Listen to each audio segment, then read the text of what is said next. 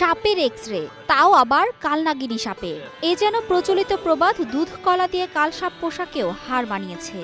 একটি মৃদু বিষধর সাপকে যত্ন আত্তি করে দেওয়া হয়েছে চিকিৎসা। ভেটেরিনারি সার্জনের পরামর্শে এক্স-রেও করা হয়েছে। পটুয়াখালীর কলাপাড়ায় আঘাতপ্রাপ্ত সাপকে উদ্ধারের পর উন্নত চিকিৎসা দিতে নানা পরীক্ষা করা হয়েছে। এনিমেল লাভার্স অব পটুয়াখালীর সদস্যরা এই এক্স-রে করে।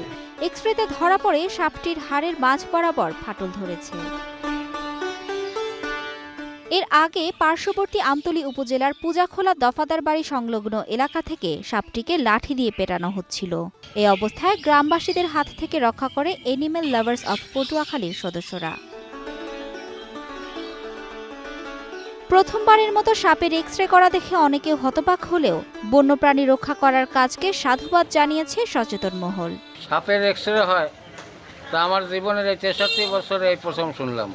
প্রাণীকুলের যে পরিবেশ পরিস্থিতির উপরে আসলে এইগুলা যারা করতেছে, এখন যারা এই কাজটি করতেছে তাদেরকে আরও উৎসাহিত করা হোক।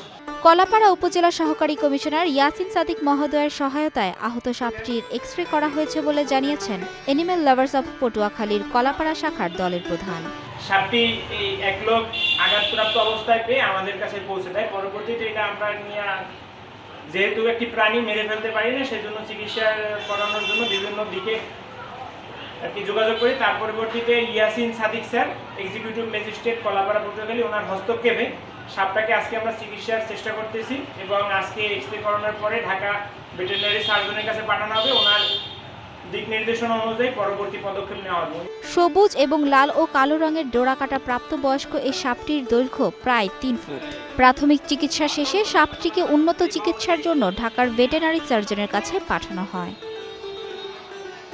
Mithila Anjum, star news.